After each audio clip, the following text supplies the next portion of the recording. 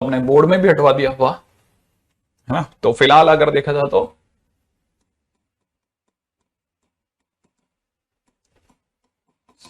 हमारे अगले टाइटल पे दौड़ते हैं, मोनोटोनिसिटी। ठीक है ना। Basically property of graph showing graph going in which direction।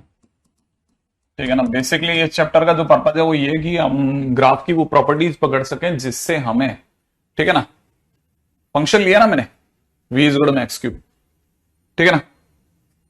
अच्छा, property of graph showing a graph going in which direction, है ना। बेसिकली उतना इंपॉर्टेंट नहीं था, तो वैसे भी मन से मैं इतना कुछ आता नहीं है अप्रोक्सीमेशन को लेकर के, ठीक है। अच्छा, कि ग्राफ किस डायरेक्शन में जा रहा है ये बताता है ना बेसिकली। एक्चुअली मोनोटोनस का मतलब होता है एक जैसा रहना, है ना। कोई आदमी अगर बाय द वे जरूर से ज्यादा हंसाता है तब भी उसे मोनोटोनस कहते हैं कि यार मोनोटोनस, यार वो हमेशा ऐसे मस्खरा ही रहता है, तो मोनोटोनस है ना। और अगर कोई बोरिंग होता है तब भी अपन मोनोटोनस बोलते हैं, तो बेसिकली मोनोटोनस है ना। तो मोनोटोनस से मोनोटोनसिटी आई है, ऑब्वियस सी बात है। तो ग्राफ की एक ऐसी प्रॉपर्टी जो हमें बताती है ग्राफ किस डायरेक्शन में जा रहा है, ठीक है। तो हमारे पास में बेसिकली ह्यूमन नेचर के हिसाब से देखा जाए तो हमारे दिमाग में दो ही डायरेक्शन हुआ करती थी कि या तो ग्राफ ऊपर की तरफ जा रहा है या फिर नीचे की तरफ जा रहा है। तो जब ग्राफ ऊपर की तरफ जा रहा होता था तो हम कहते थे कि फंक्शन इज इंक्रीजिंग, ठीक है। और ग्राफ जब नीचे की तरफ जा रहा होता था तो हम कहते हैं फंक्शन इज डिक्रीजिंग।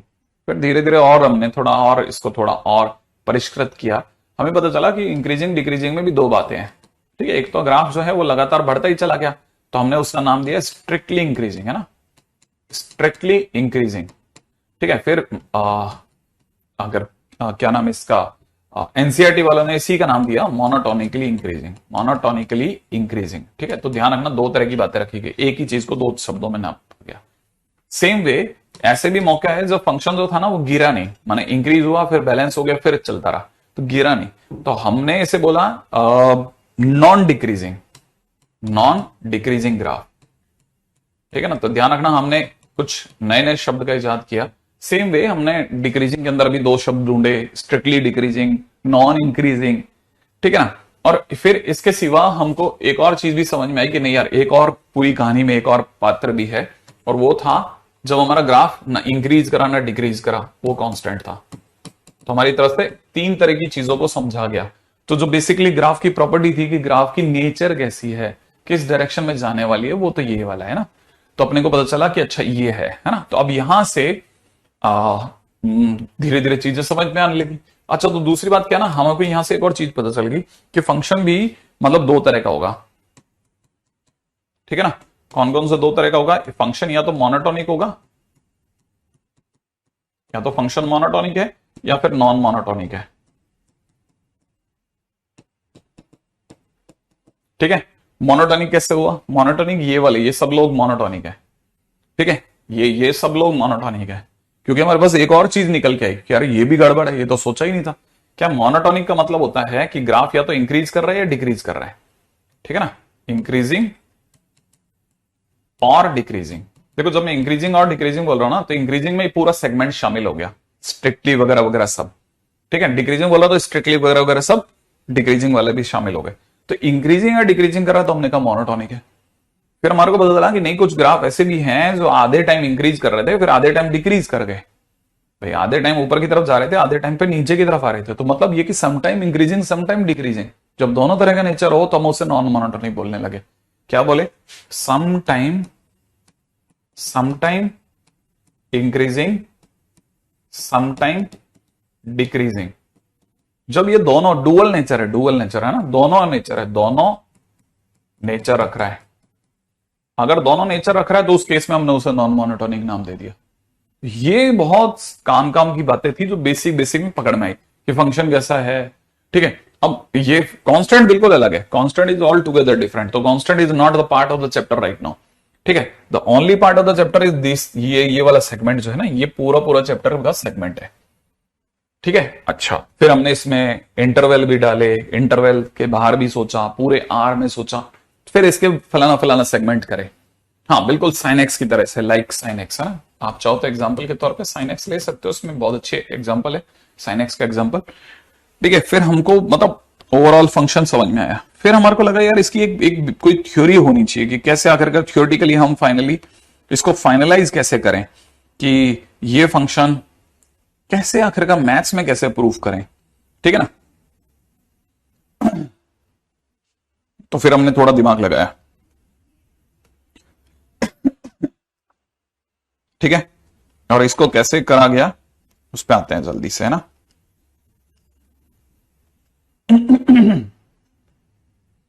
जैसे पॉइंट नंबर 3 पे आते हैं, मोनोटोनोसिटी इन इंटरवल।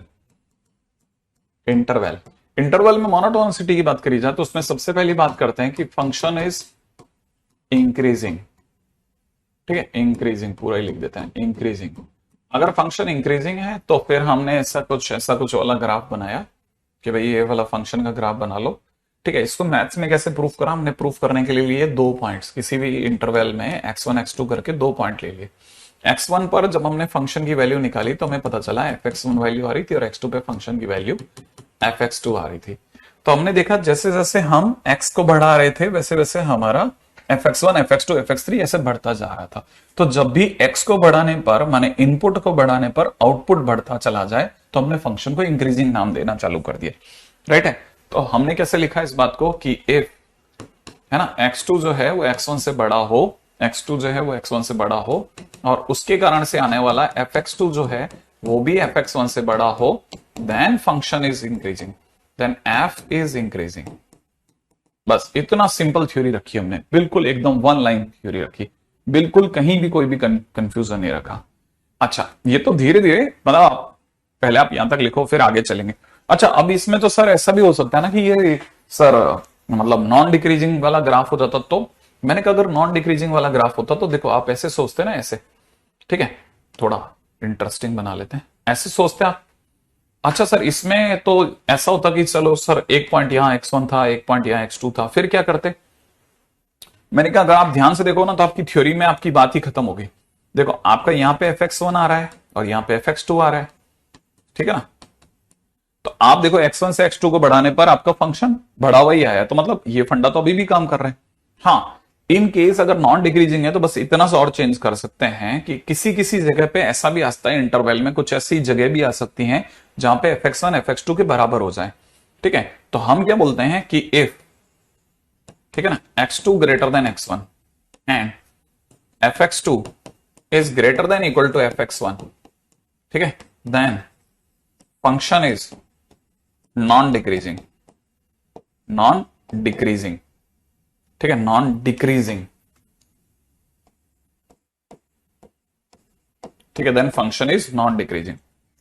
अच्छा, ये जो चीज भी हमने बोली ना नॉन डिक्रीजिंग वाली, अब इसको पूरे को शामिल करके कि हमें पता ही नहीं है सर नेचर कैसी है, इंक्रीजिंग है कि नॉन डिक्रीजिंग है, तब क्या बोलेंगे सर, हमें बस ये पता है इंक्रीजिंग है, तो फाइनल क्या वर्डिक्ट दें। तो हमने फाइनल वर्डिक्ट ये दे दिया, क्योंकि जब हम ये बोलते थे तो इसमें ऑटोमेटिकली ये वाला शामिल था। हम जब सेकेंड लाइन बोलते थे तो फर्स्ट लाइन ऑटोमेटिक शामिल है। आपको पता होगा कि a is greater than equal to b में a is greater than b already शामिल होता है, क्योंकि ग्रेटर देन इक्वल टू में ग्रेटर देन के चांस तो पूरे हैं। तो इसीलिए लोगों ने थियोरेटिकली स्ट्रिक्टली इंक्रीजिंग जब तक नहीं पता था तब तक ग्रेटर देन बोलना बंद करके ग्रेटर देन इक्वल टू बोलना चालू कर दिया। ठीक है, बस इतना समझते चले, है ना। आई एक्सपेक्ट कि अगर फ्लैट लाइन भी लोगे तब भी आपको पता चलेगा कि fx1 is greater than equal to fx2 जो था वो बिल्कुल फिट बैठ गया। ठीक है ना। अच्छा, इवन कुछ लोगों ने तो और आगे चले गए, उन्होंने कहा x2 सर जब x1 से बड़ा है, ठीक है, और आपका जो fx2 जो आ रहा है वो अगर fx1 से बड़ा या बराबर भी आ रहा है तो सर एक तरह से तो y2 is greater then y1 हो गया ना। मैंने कहा हाँ, तो सर फिर तो ये y2 minus y1 is greater than equal to 0 आ गया ना। सर ये तो rate of change of y positive आ रहा है ना, और यहां पे देखा जाए तो rate of change of x is already positive ना। मैंने कहा हाँ, तो सर फिर rate of change of y में rate of change of x का अगर आपने डिवाइड लगा दिया तो सर मुझे ऐसा लगता है कि आप y2 minus y1 upon x2 minus x1 निकाल बैठेंगे और ये भी पॉजिटिव ये भी पॉजिटिव, तो overall greater than equal to 0 आ जाएगा ना। मैंने कहा तो कि सर अगर ऐसा हो जाएगा तो सर आपका ये dy by dx is greater than equal to 0 हो गया ना। मैंने कहा अगर फंक्शन डिफरेंशिएबल है तो होगा। मैंने कहा हाँ, अगर फंक्शन डिफरेंशिएबल है तब आप ये सही कह रहे हैं। अगर मान लीजिए फंक्शन का टूटता टटता भी है, ठीक है, तब भी है ना, तब हम dy dx को मना कर देंगे।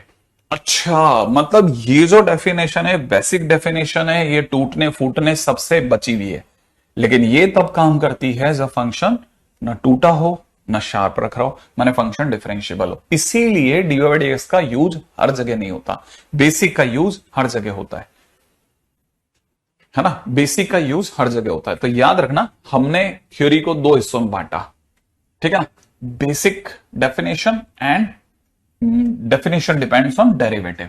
तो याद रखना, मोनोटोनिसिटी की अगर बात की जाए तो अगर भाई देव आप इंक्रीजिंग की बात करते हैं तो इंक्रीजिंग नेचर के लिए हमारे पास में दो रास्ते होंगे, basic definition based, basic definition based, एक तो ये रास्ता है और दूसरा रास्ता क्या है, डिपेंड्स ऑन डेरिवेटिव या फिर बाय डेरिवेटिव।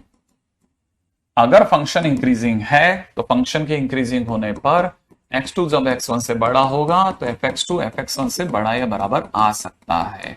ये डेफिनेशन पहली कहती है बेसिक डेफिनेशन। और डेरिवेटिव वाली डेफिनेशन कहती है कि if fx is increasing in a, b then f dash x is greater than equal to 0। अच्छा, okay, greater than equal to 0, exactly, ठीक है ना। और अगर हमारे को बहुत श्योर नेचर पता है जिसके बारे में, तब भी हम कोशिश करते हैं कि dy dx greater than 0 equal to 0 बोला जाए, ठीक है। तो सर वैसे ही डिक्रीजिंग के लिए भी ऐसा ही होता होगा, मतलब अगर डिक्रीजिंग की बात की जाती तब भी हम लोग यही कह सकते थे कि अगर कोई फंक्शन जो है वो अगर मोनोटोनिकली, मतलब मोनोटोनिकली क्यों बोल रहा हूं मैं, ठीक है, अगर फंक्शन जो है वो डिक्रीजिंग है, ठीक है ना, तो मैंने कहा अगर कोई भी फंक्शन अगर डिक्रीजिंग फंक्शन है तो उस केस में उसका ग्राफ या तो गिरता हुआ होगा या फिर रुक रुक के गिरता हुआ होगा। ऐसे दोनों ही केसेस में अगर आप x1 x2 को कंपेयर करेंगे तो आपका fx1 जो है वो ऊपर आ गया और fx2 जो है कंपैरेटिवली नीचे आ रहा है। तो यहां पर अगर देखा जाए तो x2 जरूर x1 से बड़ा आपने डाला, but it implies that fx2 is छोटा आ गया fx1 से, और यहां पे हो सकता है बराबर भी ले लो आप। तो अगर ऐसा हो गया देन आप समझ जाना कि f इज डिक्रीजिंग, और यू कैन से कि when f dash x is less than equal to 0 then decreasing function. Derivative पे या दोनों तरीके से। अब दूसरी बात पे बात करते हैं, फटाफट फटाफट छोटी छोटी बातें जो भी है सल्टा सुल्टू के साइड करते थे आप। और क्या ऐसी बात थी जो मेरे भी मन में आई थी, हाँ अब देखो एक और बात बहुत अच्छी मन में आई थी, ठीक है ना, ये इसकी पोल पट्टी खोलने वाली दो रिमार्क है, ठीक है ना। x1, ठीक है, आपको मैंने x2 सिखाया तो x2 ग्रेटर देन जब x1 होता है और fx2 अगर fx1 से बड़ा आ जाए देन हम बोलते हैं कि फंक्शन इज इंक्रीजिंग, है ना भाई। अगर x2 जो है वो x1 से बड़ा फेंकने पर fx2 उल्टा छोटा आ जाए, ठीक है ना, ठीक है, देन फंक्शन इज डिक्रीजिंग। ये हमने पढ़ लिया, ठीक है, और हम इसे डब्बे में डाल रहे हैं, ठीक है। अगर हमने इसे डब्बा पैक करके दे दिया तो आपकी नजर में, ठीक है, ये डब्बा हो गया पैक, लेकिन लेकिन लेकिन लेकिन लेकिन लेकिन कांस्टेंट फंक्शन हमारे चैप्टर में नहीं है, मोनोटोनिकली में हम दूसरी बात करते हैं, तो कृपया कांस्टेंट को जबरदस्ती नहीं लाएं, इसे तो ये तो चीज थीमलेस हो जाएगा ना। अब यहां पे जिस चीज पे आप नजर होनी चाहिए ना, यहां से वो डेफिनेशन आई है जो ये कहती है कि जैसा x2 और x1 के बीच में इनइक्वलिटी का साइन है वैसा ही fx2 और fx1 में इनइक्वलिटी का साइन मेंटेन रहा, ग्रेटर देन ही रहा। माने अगर फंक्शन इंक्रीजिंग होता है तो फंक्शन के अप्लाई करने पर, f के अप्लाई करने पर साइन ऑफ इनइक्वलिटी में कोई चेंज नहीं आया, परंतु फंक्शन अगर डिक्रीजिंग है तो x2 यहां पे x1 से बड़ा था लेकिन fx2 जो था वो उल्टा हो गया, माने साइन ऑफ इनइक्वलिटी चेंज हो गया यहां। तो यही बात यहां से निकल के आई कि if function is decreasing then whenever it is applied or removed, ठीक है, it change sign of inequality, ये साइन ऑफ इनइक्वालिटी को चेंज मारता है हमेशा। ठीक है, मेरा तो ख्याल है शायद ऐसा होगा। ठीक है, अब आगे बढ़ जाते हैं। whenever function is decreasing then sign of inequality is this one। अच्छा, अब देखो ये जैसे एक क्वेश्चन है। ठीक है सर, जैसे मतलब अगर मान लो जैसे मैंने फंक्शन ही ग्रेटेस्ट इंटीजर एक्स ले लिया, ठीक है ना, f x is equal to में ग्रेटेस्ट इंटीजर एक्स इन, सपोज जैसे किसी ने मुझे 1 से 5 दिया, इंक्रीजिंग और डिक्रीजिंग, इंक्रीजिंग या डिक्रीजिंग है, ऐसा क्वेश्चन फिर भी बहुत अच्छा होता। ठीक है, तो आपको मजा आएगा इस बात को जानने में कि आपके सामने अगर कोई फंक्शन बनाता है तो देखिए ग्रेटेस्ट इंटीजर का ग्राफ जब बनेगा तो ये वाला ग्राफ बनेगा मेरे दोस्त, यही तो बनेगा, है ना। तो आप सोचो कि आप 1 से लेकर के और 5 के बीच में खड़े हो, ठीक है, 1 से 5 तक जा रहे हो और बीच में आप कहीं पे भी x1 x2 सोच रहे हो। ठीक है, तो जैसे आपने यहां पे x1 सोचा और यहीं सर मैंने x2 सोच लिया, तो सर यहां तो fx1 fx2 के बराबर हो गया। अब किसी ने x2 अगर आगे सोचा तो बड़ा हो गया, तो इसीलिए यहां पर अगर आपका x2 अगर x1 से बड़ा है, ठीक है, तो आपके पास में दोनों पॉसिबिलिटीज हैं, fx2 जो है वो fx1 के बराबर भी आ सकता है और बड़ा भी आ सकता है। इसलिए this function is increasing function. सही है ना, दिस फंक्शन इज इंक्रीजिंग। याद रखना, इंक्रीजिंग में मैंने स्ट्रिक्टली इंक्रीजिंग नहीं बोला। ठीक है, this function is increasing. Increasing में नॉन डिक्रीजिंग शामिल होता है। ये बात तो है।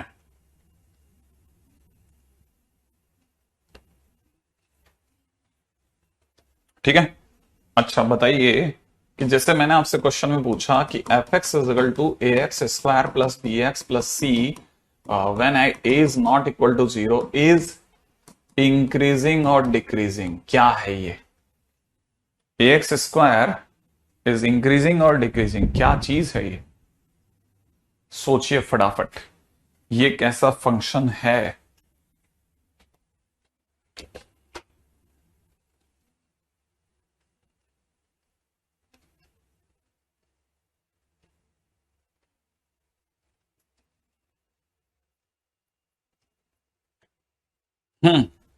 ये फंक्शन अपने आप में नॉन मोनोटॉनिक है, नॉन मोनोटॉनिक है। याद रखना, शब्दों को खेलना सीखो, है ना। क्यों? क्योंकि इसका ग्राफ जब भी बनेगा आधे टाइम डिक्रीजिंग आधे टाइम इंक्रीजिंग होगा। डिक्रीजिंग देन इंक्रीजिंग, है ना, डिक्रीजिंग देन इंक्रीजिंग। सही है, डिक्रीजिंग देन इंक्रीजिंग है, तो फंक्शन में ये हमेशा नाइदर मोनोटॉनिक, इसे नाइदर इंक्रीजिंग नॉट डिक्रीजिंग भी बोल सकते हैं आप बोलना चाहें तो। आगे बढ़ेंगे हम दौड़ करके, ठीक है। अच्छा, अब इसके बाद में कभी कभार पूछने वाला इंटरवल की जगह मोनोटोनिसिटी एट अ पॉइंट पूछ लेता है। Remember it, monotonicity at a point X is equal to A, वो पूछ सकता है। तो अगर X is equal to A पे पूछ रहा है, जैसे सपोज ये फंक्शन ने ए पर बात करी मुझसे, तो फिर ए पर मैं ए से थोड़ा सा आगे ए प्लस एच और ए से थोड़ा सा पीछे ए माइनस एच पे आना चाहूंगा, राइट है। और मैं फंक्शन की वैल्यू चेक करूंगा, मेरी फंक्शन की ए पर वैल्यू एफ ऑफ ए है, f of a plus h पर है, और फंक्शन की इस पर value f of a minus h है, ठीक है ना। तो मैं लेफ्ट नेबरहुड और राइट नेबरहुड पे फंक्शन का वैल्यू कंपेयर करूंगा, comparing value at left neighbourhood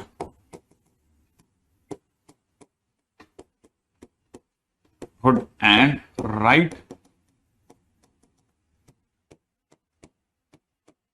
दोनों पे कंपेयर करूंगा, ठीक है। तो मेरे को पता चलेगा फंक्शन की ए पर वैल्यू एफ ए आ रही है, और अगर यहां देखा जाए तो f of a plus H की वैल्यू बड़ी है और F of a minus H की वैल्यू कंपैरेटिवली छोटी है।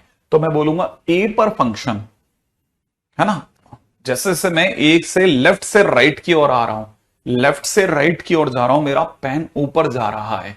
लेफ्ट पेन नीचे थी, फिर ऊपर, फिर ऊपर, ऐसे। तो मैं ए पर अगर देख रहा हूं तो धीरे धीरे मेरी वैल्यू ऊपर शिफ्ट हो रही है, तो वैल्यू ऊपर की ओर जा रही है, ऊपर की ओर, ठीक है ना, जा रही है, ठीक है ना। Implies function is increasing at X is equal to A, ठीक है। तो अगर ऐसा हो जाए,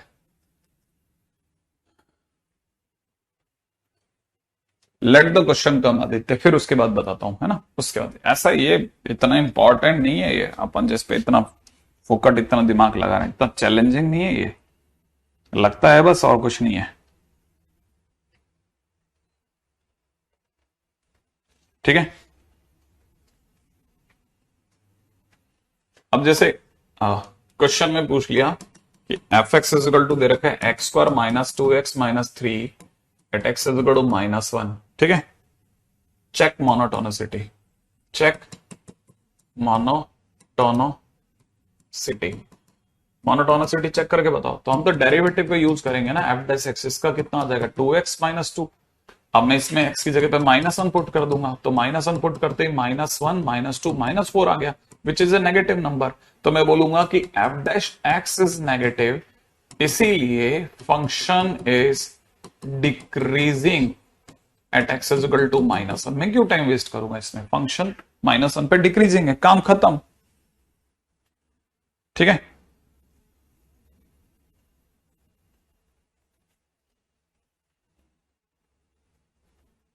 ठीक है, ऐसे ही अगर किसी ने मेरे से कहा कि मोनोटोनिसिटी एट बाउंड्री पॉइंट, ठीक है ना, तो मैं आपको यही राय दूंगा कि कंपेयर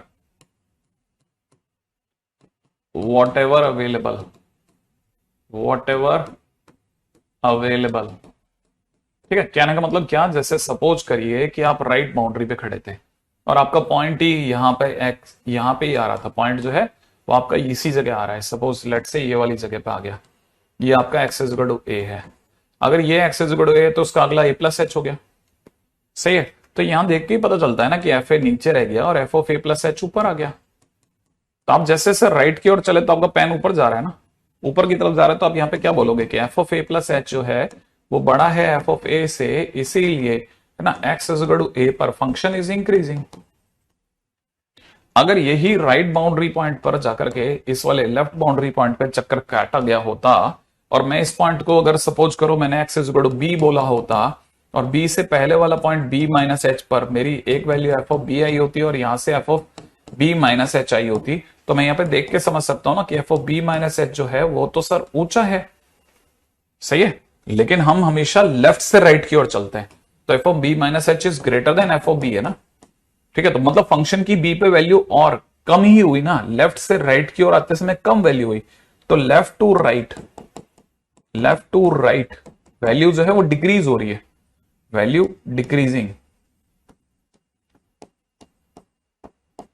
ठीक है। लेफ्ट टू राइट वैल्यू कैसी हो रही है, डिक्रीजिंग, इसीलिए फंक्शन इज डिक्रीजिंग, बिल्कुल लिमिट की तरह से एकदम, है ना। नेक्स्ट पॉइंट के ऊपर बात करते हैं।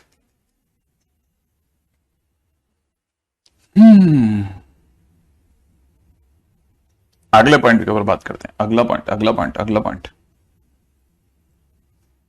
ठीक है।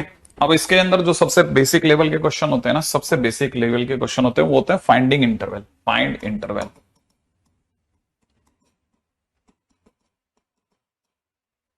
जैसे मान लीजिए क्वेश्चन में किसी ने पूछा, ठीक है ना, ठीक है, फाइंड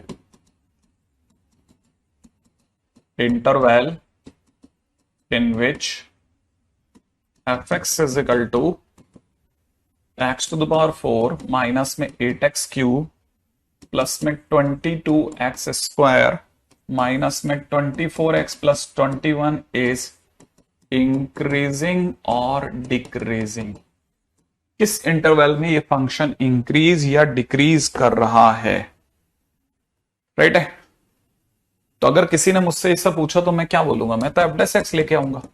इसका एफ डैश एक्स आ जाएगा 4x³ माइनस में 24x² प्लस में 44x माइनस का 24, 4 खट से ने कॉमन लिया जा सकता है, x³ माइनस 6x² प्लस में लकी नंबर 11 माइनस 4 माइनस 6। ओ ये x³ minus 6x² plus 11x minus 6, इसके ब्रेकअप होते हैं x minus 1, x minus 2, x minus 3, ये हो गया। अब मैं इसको नंबर लाइन पे बिछाऊंगा 1 2 3, याद है ना। फिर मैं प्लस माइनस, क्योंकि सबकी डिग्रियां कैसी हैं, ऑड है, तो प्लस माइनस बिछाऊंगा, सही है ना। ये जो भी मैंने बिछाया है ये किसके नाम पे बिछाया, एफ डैश एक्स के, सही है ना। अब एफ डैश एक्स यहां पे देखा जाए तो वन के पीछे, 1 से पीछे है ना, एफ डैश एक्स नेगेटिव है, मैंने फंक्शन डिक्रीज कर रहा था। 1 से 2 में फंक्शन इंक्रीज कर रहा है क्योंकि एफ डैश एक्स पॉजिटिव हो गया। यहां पर 2 से 3 में एफ डैश एक्स नेगेटिव हुआ, मैंने फंक्शन फिर डिक्रीज करा, फिर 3 के आगे फिर से इंक्रीज कर गया। तो अगले ने मेरे से पूछा इंक्रीज कब करा, तो हम बोलेंगे इंक्रीज कब कब करा, 1 से 2 में, ठीक है ना, 1 से 2 में, और फिर 3 से इंफिनिट में, राइट है। अच्छा, और डिक्रीज कब करा, डिक्रीज करा माइनस इंफिनिट से 1 तक यूनियन, ठीक है ना, 3 से यूनियन 2 से 3 में, सही है। अच्छा, अब आते हैं वो लोग जो इस पे ज्यादा ध्यान देते हैं कि सर कौन मतलब ये जो ओपन इंटरवल होगा या फिर क्लोज इंटरवल होगा, कौन सा इंटरवल किस में देना है। मैंने कहा it is simply your choice, purely आपकी चॉइस है। सर दोनों को दे सकते हैं, प्योर दे सकते हो, कोई रोकने वाला नहीं है। आपके मन में आ गया कि सर ये तो क्लोज होना चाहिए, क्लोज लो, लेकिन सर 1 पे तो सर 0 हो जाएगा ना, क्या 0 हो जाएगा, एफ डैश एक्स ना, तो f dash x greater than equal to 0 increasing में होता है, ठीक है ना। अच्छा, मतलब ग्रेटर देन इक्वल टू 0 चलेगा, हाँ, अगर एक आधी इंस्टेंट पे आ रहा है, 1 से 3 तक लगातार, 1 से 2 तक 0 नहीं था, 1 पर और फिर 2 पर 0 है एफ डैश एक्स। और अगर इन 2 जगहों पे 0 है और बीच के अंदर इनफाइनाइट पॉइंट पर लगातार उसकी नेचर इंक्रीजिंग की है, तो इंक्रीजिंग मानेंगे हम। एक आधी पॉइंट को हम कंसीडर नहीं करेंगे, मतलब हम इसमें भी क्लोज दे सकते हैं और इसमें भी क्लोज दे सकते हैं। 3 पर दोनों होगा, 3 पर 0 होगा, वो आप इसको दो या उसको दो, कोई ध्यान देने वाला नहीं है। आप इतना देख रहे हो, दुनिया को मतलब तक नहीं है, उसे इनफाइनाइट पॉइंट दिख रहे हैं। अच्छा, मतलब एक आधी पॉइंट पर चलेगा, यस चलेगा। तो याद रखना, F dash x is greater than equal to 0 when equal to 0 come at a distinct point on a discrete point, ठीक है, then it is okay done। मतलब इसमें कोई किसी को कंफ्यूजन नहीं होना चाहिए, दोनों जगह चलेगा। और आज अपन ने ये बात बोली है तो कल के दिन पे वापस बुलवाना नहीं क्या ना, ठीक है। अब किसी ने पूछा, ठीक है, find interval in which f dash x, sorry f dash x नहीं, fx is equal to x to the power x is increasing और decreasing, increasing और decreasing कहां हो रहा है सर, x की पावर x पर। मैंने कहा लो, अब भी करते हैं ना बात अपन मिल करके इस पे, सही है। कैसे कैसे लो ना, इसका f dash x निकालते हैं, तो इसका f dash x कितना आएगा, x की power x 1 plus ln x आएगा, हाँ आएगा। अब सर ये कैसे पता चलेगा इंक्रीजिंग है डिक्रीजिंग है। दोस्तों देखो, इससे x की वैल्यू जो आ रही है, ठीक है ना, वो आ रही है 1/e, ठीक है, एक बात। तो पहली चीज तो ये x is equal to 1/e दे रहा है, ये वाला ब्रैकेट। अच्छा, दूसरी बात ये कि इसका जो डोमेन है वो, क्योंकि ये वेरिएबल के नीचे बैठा है, वो हमेशा 0 से इंफिनिटी चाहेगा। याद है ना, डिग्री जब भी वेरिएबल होती है तो बेस को पॉजिटिव हों का सर्टिफिकेट देना पड़ता है, और बेस यहां पे x है, तो x अगर पॉजिटिव हो गया तो x को 0 से बड़ा होना पड़ेगा, माने इसका डोमेन जो है वो 0 के पीछे है ही नहीं। तो जितना भी मैं ग्राफ के बारे में कल्पना कर सकता हूं वो 0 या 0 के आगे कर सकता हूं। 0 से आगे चलते ही कहीं दूरी पर मेरे 1/e आएगा, आएगा ही आएगा। 1/e पे एफ डैश एक्स 0 हो रहा है, और अगर मैं 1/e से आगे चलता हूं, जैसे मैंने कुछ भी रख दिया, एक 1 रख के दिखा देता हूं आपके सामने, अगर मैंने 1 भी रख दिया ना x की जगह पर, तो आंसर 1 माने पॉजिटिव आएगा, माने 1/e के आगे मेरा एफ डैश एक्स पॉजिटिव है और 1/e के पीछे मेरा आंसर नेगेटिव होगा। आप चेक कर सकते हैं, मेरा ज्यादा ख्याल है ठीक है, अरे वेरी गुड, स्कूल से देख रहे हो आप। तो 1/e के आगे एफ डेस एक्स पॉजिटिव है, मैंने एक चेक करके दिखाया एक्स की जगह पे 1, तो इसका मतलब ये कि function is decreasing in x belongs to 0 to 1/e। अब 1/e पे क्लोज ओपन, मैं तो दोनों से परे रहता हूं, तो मैं तो यही बोलूंगा, ठीक है ना। और function is increasing in x belongs to 1/e से इनफाइनाइट। हाँ, 0 पर जरूर ओपन होगा क्योंकि 0 डोमेन में आ रहा है, ठीक है ना। मेरा तो ख्याल है आप में से सभी लोगों को ये वाली बात एकदम सही लग गई होगी, समझ में आ गई होगी, ठीक है। इतना मुश्किल बातें अपन नहीं कर रहे थे।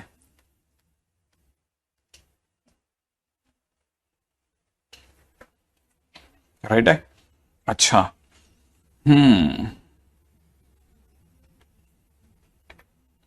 अगला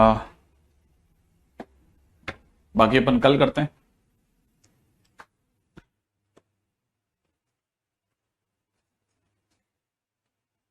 ये चल करके लिख रहे हैं स्टोरी है क्या? सर कल सर ने मोबाइल ले लिया था पर देखा कि ऐप ऐप है तो सर भी देखने लगे। अच्छा, ठीक है, watching direct from white house. सही है, चलो आज के दिन पे तो बाय, है ना। और अब अपन खुले खेल सकते हैं। एक से यहाँ पे एओडी की शीट आ गई है कि नहीं आई है ना की? हाँ, टेंजेंट और नॉर्मल की शीट आ गई है और उसमें ज्यादा क्वेश्चन नहीं है, 94 क्वेश्चन है, ऑल कैन बी डन, ठीक है ना। चलिए साहब, हाँ वो मैं डिस्कशन रोके हुए खड़ा हूं, लेकिन जगह भी तो बने कहीं, ठीक है। तो सक्षम कल करते हैं डिस्कशन थोड़ा।